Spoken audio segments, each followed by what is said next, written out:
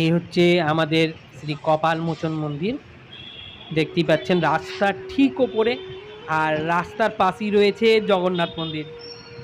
জগন্নাথ মন্দিরের দক্ষিণ পশ্চিম দিকে এই মন্দিরটা অবস্থিত এবং পুরী মন্দিরের খুব কাছেই অশ্বদুয়ার এবং সিংহদুয়ারের মধ্যেখানে অবস্থান করছে। যদি আপনি অশ্বদুয়ারের দিকে রাস্তা ধরে হেঁটে যান তাহলে কিন্তু এই মন্দিরটা আপনি দেখতে পাবেন। একটু নিচের দিকে রয়েছে। এই হচ্ছে মন্দিরটা। কতটা নিচে আছে দেখুন একবার। মানে মাটির উপর থেকে প্রায় ৩০-৩৫ ফুট নিচে অবস্থান করছে।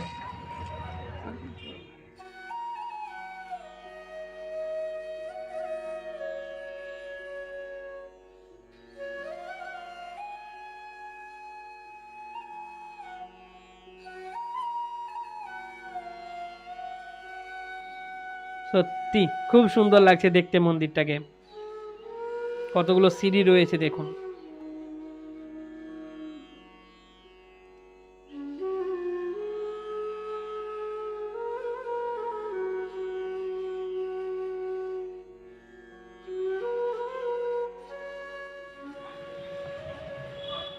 আর এই জায়গা থেকে দেখতে তো মন্দিরটা মানে অমায়িক লুক একটা। এবং পুরীতে যে এই রকম মন্দির একটা থাকতে পারে সেটা সত্যি আমি কিন্তু ভাবিনি। এবং কোনো ভিডিওতে আমি কিন্তু এই মন্দিরের কিন্তু দৃশ্য দেখিনি, মন্দিরের ব্যাপারে কোনো কিছু শুনিনি। কিন্তু এখানকার যেসব পণ্ডিত মশাই কিংবা ঠাকুর মশাই যাই বলুন আপনি, তাদের মুখ থেকে যে যতটুকু শোনা তাতে হলো এই জায়গাটার নাম হচ্ছে কপাল মোচন মন্দির। নামই আছে কপাল মোচন মন্দির। তো অনেকে আবার এটাকে কপাল কুণ্ডলাও বলেন। অনেকে বলেন যে এখানে দেবী সতীর নাকি হাতের চুড়ি আর কানের কুণ্ডল পড়েছিল, তাই এই জায়গাটিকে কপাল কুণ্ডলাও বলা হয়। এবং এইখানে সখীর যে ৫টা কি ৭টা সখী থাকে, সরি, হ্যাঁ সতীর, সতীর ৫টা যে সখী থাকে তার মধ্যে এই জায়গাটিতে ২টো কিংবা ৩টে সখী এই সতীর এবং মহাদেবের থাকে। তো সেই জায়গা, সেই কথাটার উপরে বেস করেও কিন্তু এই জায়গাটার গুরুত্ব অপরিসীম। আর তারপরেও একটা কথা জানা যায় যে এই কপালমোচন নামের কারণ, যে কোনো এক সময় ভগবান ব্রহ্মার ৫টা মাথা ছিল। কোনো এক কারণবশত মহাদেব তার একটি মাথা ছিঁড়ে নেয়। তখন সেই ব্রহ্মার মাথা শিবের হাতে লেগে যায় এবং ভগবান শিব ব্রহ্মহত্যার পাপে জর্জরিত হয়ে যান।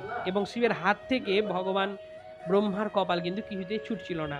তারপরে শিব বিভিন্ন জায়গায় যান, দেশের, গোটা পৃথিবীর, কোথাও কিন্তু সেই পাপ থেকে মুক্তি হয় না, কিংবা তার হাত থেকে ব্রহ্মার মাথাটাও পড়ে যায় না। পরবর্তীকালে যখন তিনি এই জগন্নাথ পুরী ধামে আসেন, অর্থাৎ মহাদেব শিব, তখন ভগবান জগন্নাথের কৃপায় তার হাত থেকে ব্রহ্মার মাথাটা ছুটে যায় এবং তার এই ব্রহ্মহত্যার পাপ থেকে তিনি মুক্তি পান। খুব সুন্দর মন্দির। মন্দিরের পিছন দিকটা তো দেখছেন এখন। এই হচ্ছে পিছন দিক থেকে আমাদের উপরের চূড়া। অসম্ভব সুন্দর মন্দিরটা।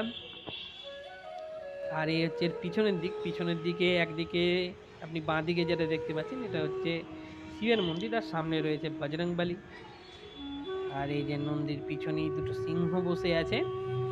আর এই হচ্ছে আমাদের মহাদেব, শিবেরই সবগুলোই মূর্তি পুজো করা হয়। কিছু কিছু জায়গায় অবশ্য শনিদেব এবং আমাদের বজরংবলীর স্ট্যাচু বা মূর্তিও রয়েছে, সেগুলোতেও পুজো করা হয়। শোনা যায় যে এই জায়গাটিতে নাকি যখন ভগবান বা প্রভু জগন্নাথ বিবাহ করেন তার স্ত্রী লক্ষ্মী দেবীর সঙ্গে, তখন এখানে এসেই কিন্তু তার বিবাহ হয়।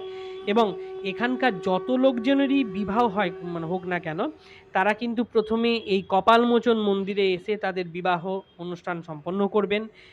যেরকম আমাদের রিচুয়ালস আছে সেইগুলো মেনে তারপরে তাদের বাড়ি গিয়ে যেসব আলাদা রিচুয়ালসগুলো আছে, মানে লৌকিকতা, লোকলৌকিকতার রিচুয়াল, সেগুলো তারা পালন করে। খুব সুন্দর মন্দিরের চারিদিকে দেওয়ালে খুব সুন্দর কারুকার্য করা আছে। এবং এই দেখুন এটা হচ্ছে শনিদেবের মূর্তি, মানে পিছন দিকে রয়েছে শনিদেবের মূর্তিটা। বাহ! কারুকার্য দেখুন বহু দিনকার আগের, মানে জগন্নাথ পুরী ধাম যখন বা জগন্নাথ পুরী মন্দির যখন তৈরি হয় ঠিক সেই সময়ের। মাটির কতটা নিচে আছে দেখুন শিবলিঙ্গটা। বাহ! খুব সুন্দর। আপনারা অবশ্যই এই জায়গাটিতে আসুন। এই জায়গার গুরুত্ব বা বিশেষত্ব আপনারা তো জানলেনই। এই জায়গা নিয়ে কোথাও কোনো ভিডিও কিন্তু এর আগে কেউ তৈরি করেনি। আমিই তৈরি করছি। কারণ এই জায়গাটা সত্যিই একটা হিডেন প্লেস বলতে পারেন। আপনি রাস্তার সামনে দিয়ে হাঁটলেও কিন্তু জায়গাটা দেখতে পাবেন না। কারণ রাস্তার অনেক নিচে এই মন্দিরটা রয়েছে। খুব সুন্দর।